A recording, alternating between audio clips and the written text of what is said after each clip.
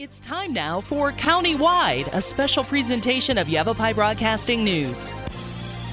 Join News Director Paul David as he talks with our community's leaders, newsmakers, and people in the know.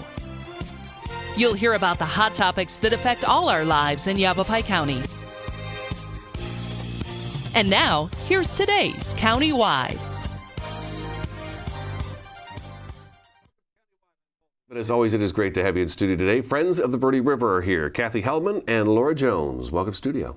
Thank you. Thank you. We're going to try to punch list a whole bunch of stuff. We got a ton of stuff to talk about, don't we? Because we've been talking for 30 minutes already, and we filled all that space easily. And there's even more so to talk about. Website is verderiver.org, verderiver.org. I'll say that a few more times before the show is over. It's been a couple of years since I have sat down with anybody from Friends of the Verde River. Who wants to tell me some of the accomplishments that have happened? I think I came in to talk to you about our habitat restoration program, the Verde Watershed Restoration Coalition. We're removing invasive species. Removing invasive species and encouraging the growth of native plant species along the river and creeks. And we will start our 8th treatment season this year. Wow. So we work with the Vetroplex and the Arizona Conservation Corps to bring in crews to work on public and private lands to remove invasive species and to do the encouragement of the regrowth of native habitat. Okay. Yeah. And I remember when we talked about it, there was a lot of work going on with reaching out to the ranchers and landowners along the river, and it was going really well, really well. Yeah, we have over 250 private landowners signed on. That's great. So because in the Verde Valley, private and public land interchange, they're right next to each other. It's a patchwork. Yeah. So we have to get everybody on board. So we're still working with lots of private landowners, and we've treated over 9,000 acres of initial treatment. So taking the invasive plants off. And then we have crews that go back and are called monitoring crews, and they go back and they do the retreatment. So they'll go back 2 years after an initial treatment to see if that treatment's been successful, and they will, address any invasives that they see in that process, and then they'll look to see how what's called the native recruitment is going. So are the native plants coming back? And because in the Verde, we're really fortunate that we really have a strong, healthy native plant population, there is a really strong native recruitment going on. And you can see it in many parts of the river where there are no longer tamarisk trees or giant reed is gone, or so it's really exciting. And then you can see the cottonwoods and the willows and everything coming back. That is a difficult challenge to be able to do. Yes. I think, Kathy, you would mention it before the show too, is that we get these flood events. And I mean, it just drags that stuff all over the place. So what you took care of 9 miles up the river is now, 15 miles down the river. So how do you keep track of all that? It's got to be difficult. So there's a few things that we do. So in some instances, we have the capacity to chip and remove the down debris of trees. In other places, they buck up the trees into pieces about this big, and they make what are called habitat piles. And so birds and animals and small mammals use those habitat piles. So if there is a flood event and things do wash down, it's smaller pieces that are going down. It's not big trees. Gotcha. Clever. And so that, and even with the high water flood we had this past year, so I was just kayaking yesterday in Clarkdale, and I could still see some of our habitat piles along the side of the river. Okay. We put things up high so they don't get washed away so much. So yeah, so there's a lot of ways to address that. Where did you start with the invasive plant removal? What part of the river? We're at so the idea when you're doing something like this is you start upstream and you work your way down, because you want to remove the seed source of upstream. Sure, makes sense. So we started really up at the headwaters of the Verde and have worked way up. all the way down through Perkinsville and all that public and private land up and along those ways. So we've done treatment all the way from the headwaters all the way through Clarkdale. Dead Horse Ranch State Park. We started on Oak Creek and have done a lot of work on Oak Creek, and now we're working a little more downstream. We've been doing a lot of work in Camp Verde the last couple of seasons, so there's still a ton of work to do. This is a project that can go on for a long time, but we've really made a lot of progress. And Kathy was talking about at her own house. Kathy's a librarian, but she's learned about what how important it is for people to individually address what's going on their property. You can talk about what you... Yeah, we had 4 large tamarisk trees on our property, and we removed them because of the relationship that I've developed with Friends of the Verde River and understanding how vital it is to remove those invasive species from the whole area. I don't live on the river, but I live near enough to the river that the seeds would get transported down. Yeah, we've got the wind to do that. Yeah, we've got the wind to do and that. the water. So yeah, we took water, them all down and planted plants that are more better for our environment. I'm xeriscaping my yard too. Yeah.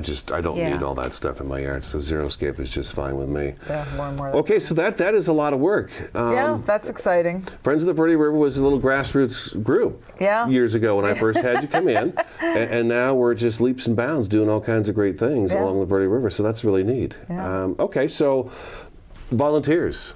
I'm going to hit the volunteers first. We usually say that for the end, but I imagine you've got a large group. How many people make up Friends of the Verde River?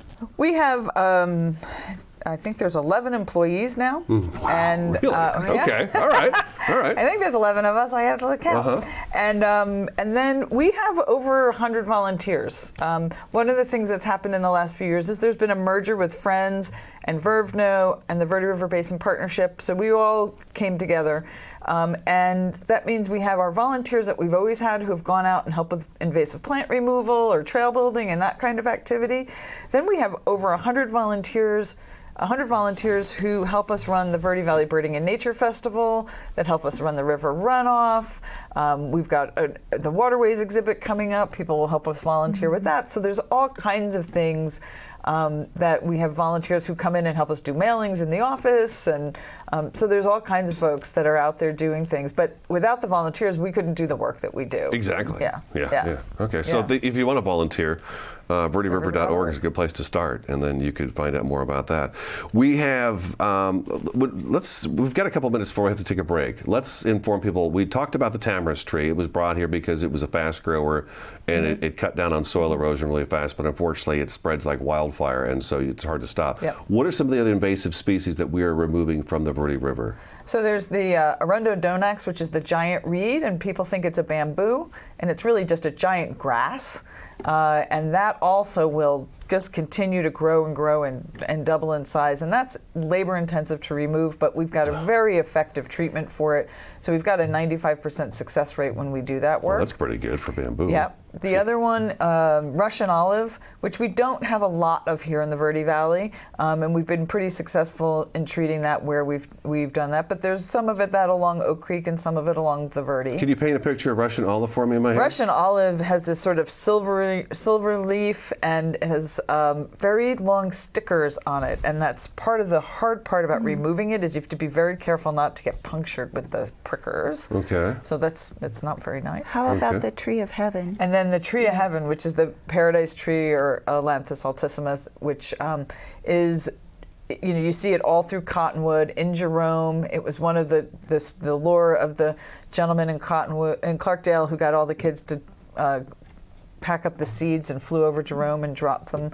So those are the trees you see. They have thousands of seeds on them, and they reproduce with the seeds, and then they reproduce through their roots, and that is really, really difficult to treat. The good news is that there actually is a natural fungus that's helping to tamp those back these days too. We have to take our first break. All right, Okay. But yeah, thank you for making that a little bit clearer right there. Friends of the Verde River, Kathy Hellman and Laura Jones are in studio today. The website is verderiver.org, countywide, back in just a couple minutes. Okay, so just clarification.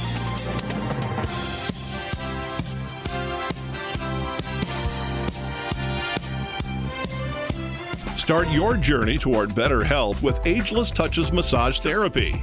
Licensed massage therapist Richard Stevens uses the latest and best equipment to relieve scar tissue, electronic smog, and tinnitus. Ageless Touches does everything they can to work your issues down to the bone. Improve your path to better health with Ageless Touches Massage. Award-winning Soundbites Grill is an entertainment restaurant located in Uptown Sedona at the Hyatt Pinion Point Resort. Open for lunch and dinner, featuring fresh fish, all-natural hand-cut beef, even a full vegan menu. Family-friendly, open 11:30 to 9, late dining on Friday and Saturday. Soundbites Grill has some of the best views of the Sedona Red Rocks. Offers world-class entertainment, food, fun, and music. Two things we can count on every year. A new set of tax rules and great weather here in northern Arizona. Jackson Hewitt Tax Service, locally owned and operated by Lewis Rice since 1997, is here for you all year long. Your neighborhood Jackson Hewitt Tax Office will help you in all of your taxing situations. Electronic filing is always free with your tax preparation at Jackson Hewitt Tax Service. Get more in return. Call 1-800-234-1040 for an office near you. So, I'm kind of new here, but I've noticed a trend. My human does this funny thing where she goes around and gets all my toys, and then she hides them in that basket by the door.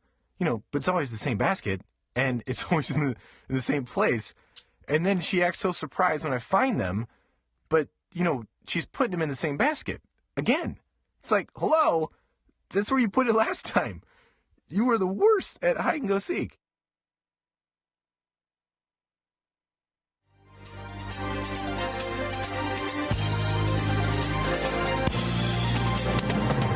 Welcome back to Countywide. Quick correction, Kathy Hellman is with the Camp Verde Community Library, and Laura Jones is with the Friends of the Verde River.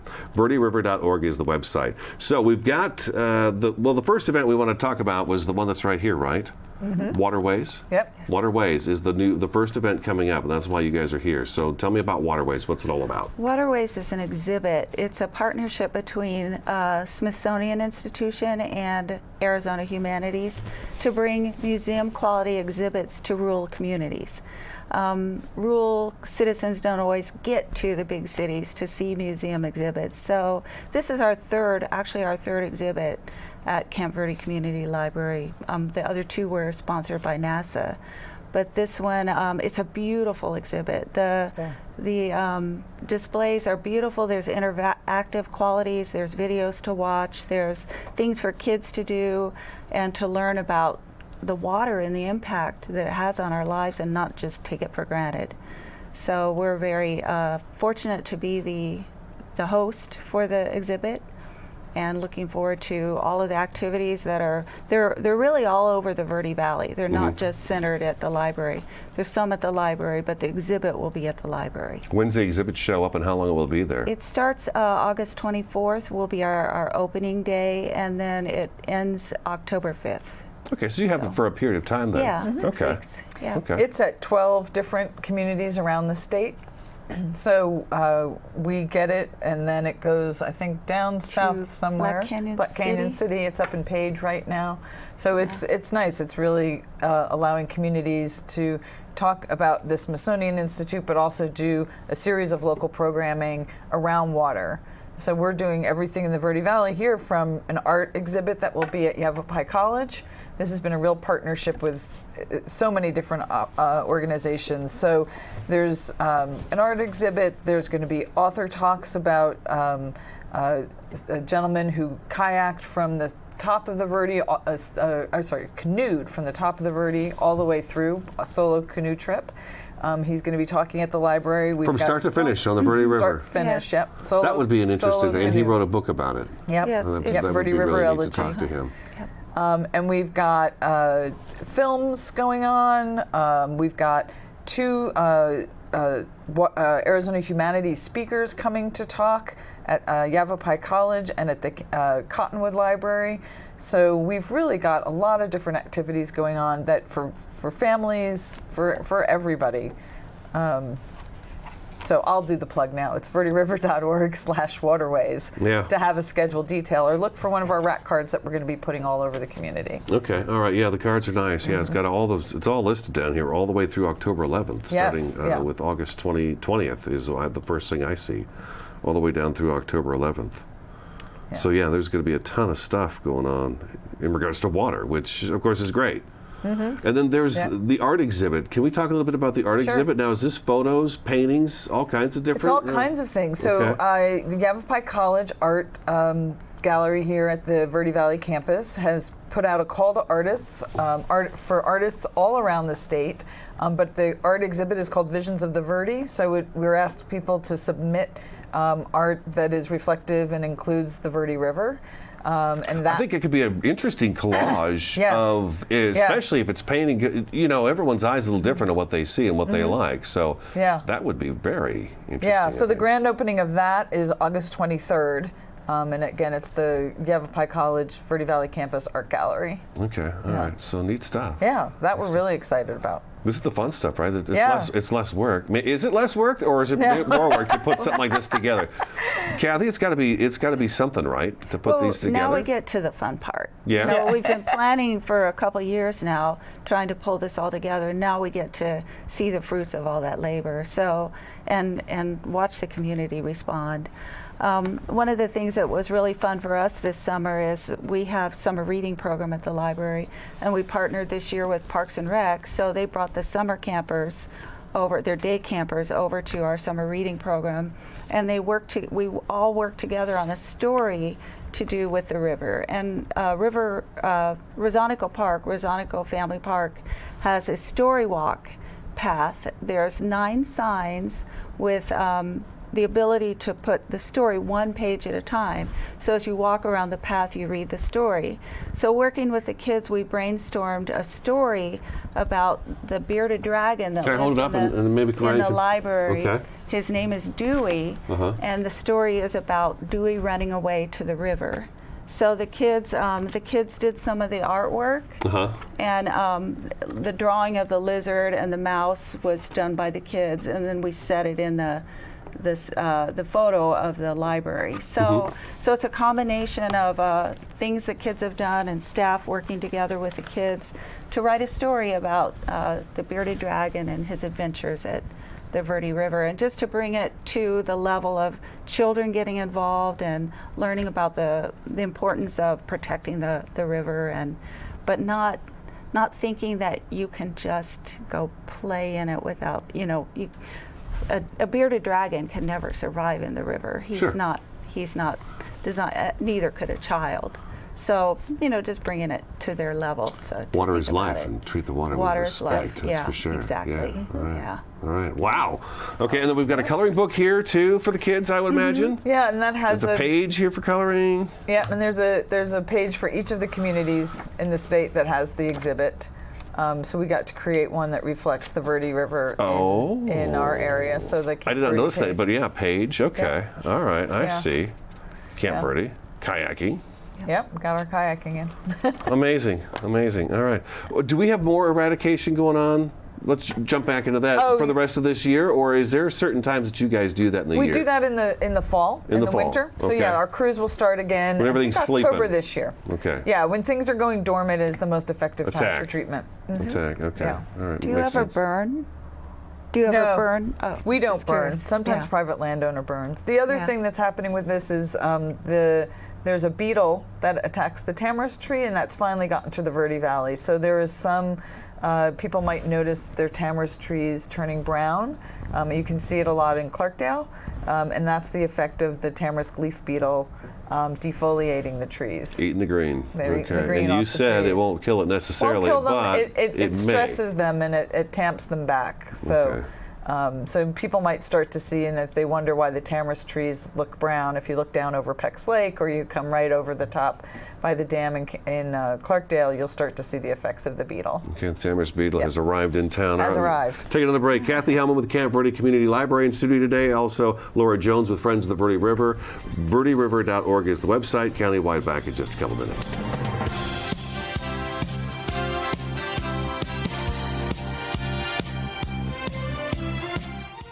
Breakthrough Medicine's Dr. Shada Sina offers comprehensive hormone testing and customized hormone therapy with a focus on lifestyle medicine, weight loss, allergy drops, brain and digestive health, seasonal detox, and nutrition. Dr. Sina is a referral physician for Suzanne Summers, specializing in bioidentical hormones for men and women. Breakthrough Medicine is located in Cottonwood's Hot Yoga Plaza. Call for a 15-minute complimentary new patient consultation, 928-649-0269, or visit online at breakthrough-medicine.com. Northern Arizona Mortgage Corporation is your local choice for personalized home loans, and they've been doing it since 1986. They help home buyers obtain FHA, VA, USDA guaranteed rural housing, and conventional loans. From start to finish, they offer a safe in-person application process with licensed loan originators. Contact Shelley White Collier at northernarizonaMortgage.com or call 634-4251. Visit their office, located at 707 East Mingus, Suite 601, Cottonwood. Paul Stanley here with Stanley Steel Structures. We offer shade structures that provide style, value, and performance.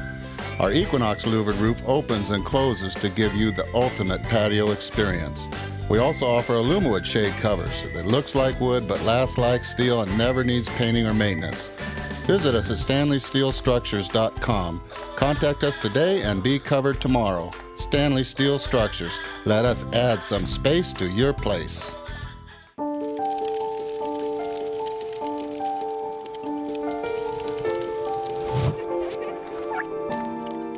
Did you know parking over tall, dry grass can spark a wildfire? Only you can prevent wildfires. 1 in 6 seniors faces the threat of hunger, and millions more live in isolation. America, let's do lunch. Drop off a hot meal and say a quick hello. Volunteer for Meals on Wheels by donating your lunch break at americaletsdolunch.org.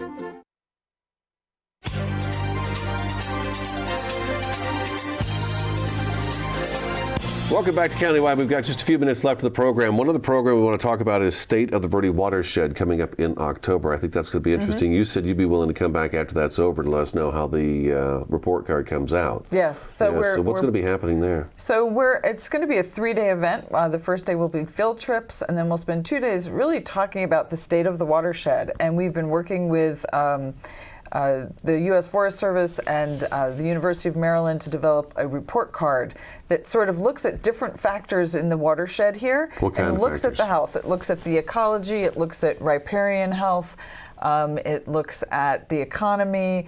So it looks at there are 8 different factors, and we'll getting a score, and we'll see how we're doing, and we'll be able to. It'll give us a definitive way to look at the watershed and to be able to track that over time.